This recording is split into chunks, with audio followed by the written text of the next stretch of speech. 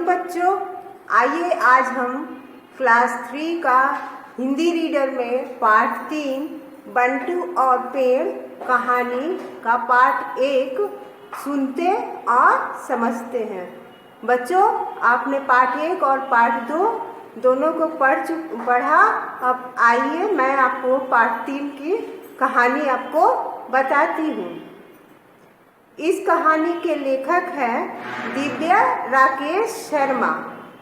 बच्चों, इस कहानी के लेखक हैं दिव्या राकेश शर्मा। इस कहानी में बंटू नाम के एक बच्चे को पता नहीं है कि पेंसिल और पेपर बनाने के लिए पेड़ों को काटा जाता है। वह पेंसिल और पेपर खराब करता रहता है, लेकिन माँ समझाती है तो वह समझ जाता है। बच्चों, आइए आपको इस कहानी को मैं विस्तार से बताती हूँ। तो देखिए बच्चों, ये आपका कहानी है, कहानी पार्ट 3।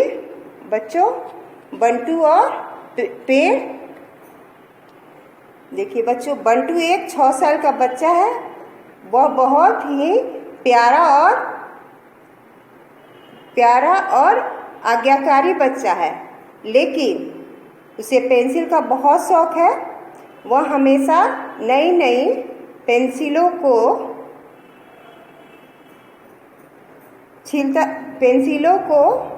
की तरफ आकर्षित होता रहता है और बच्चों उन्हें कभी भी उसे संभाल कर नहीं रखता है और नई नई पेंसिलों को जल्दी छीलकर उन्हें खराब कर देता है। आज के दिन भी बंटू अपनी पेंसिलों को छीलकर नुकीली करने लगा था, लेकिन वो अभी भी लिखने लायक थी। इसे देखकर बंटू की जो माँ है बोलती है कि बेटा, ये बहुत गलत बात है। तुम पेंसिल को बिना मतलब ही छीलते रहते हो। देखो, उसका पॉइंट जो है, पॉइंट किसको कहते हैं? जो लिखने के लिए जो नुकीला होता है ना, उसको बोलते हैं। लेकिन बंटू तो इसलिए पेंसिलों को बर्बाद करता रहता है ताकि उसे हमेशा नई नई पेंसिल जो है उसे मिलती रहे। तो माँ उसे कहती है कि बेटा, अगर तुम इसी तरह पेंसिलों को बर्बाद करोगे तो जाने कितने पेड़ काटने पड़ेंगे। माँ ने उसे समझाते हुए कहा।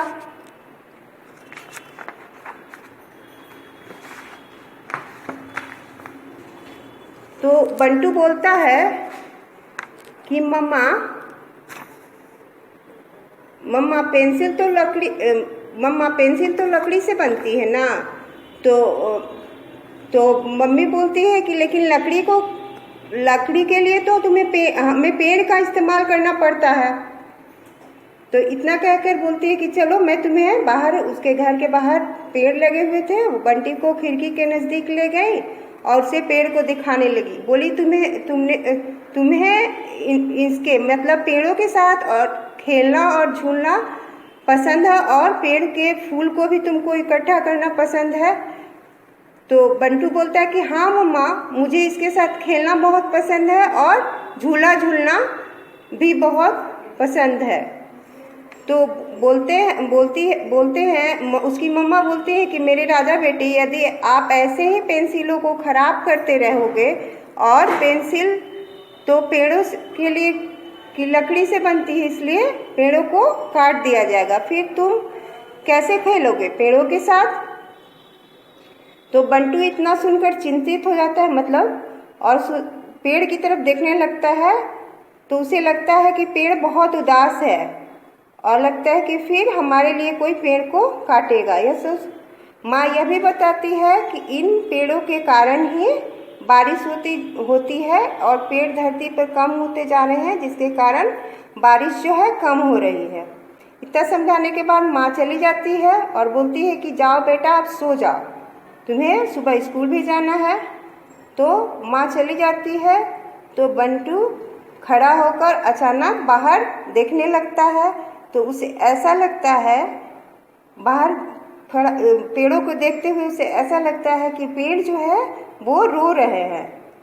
तो वो बाहर निकल जाता है और जाकर देखता है तो उसे लगता है कि पेड़ तो सचमुच ही रो रहे हैं।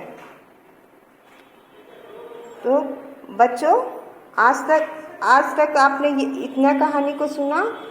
आगे की कहानी मैं अगले वीडियो में बताऊंगी। आज के लिए इतना ही। धन्यवाद।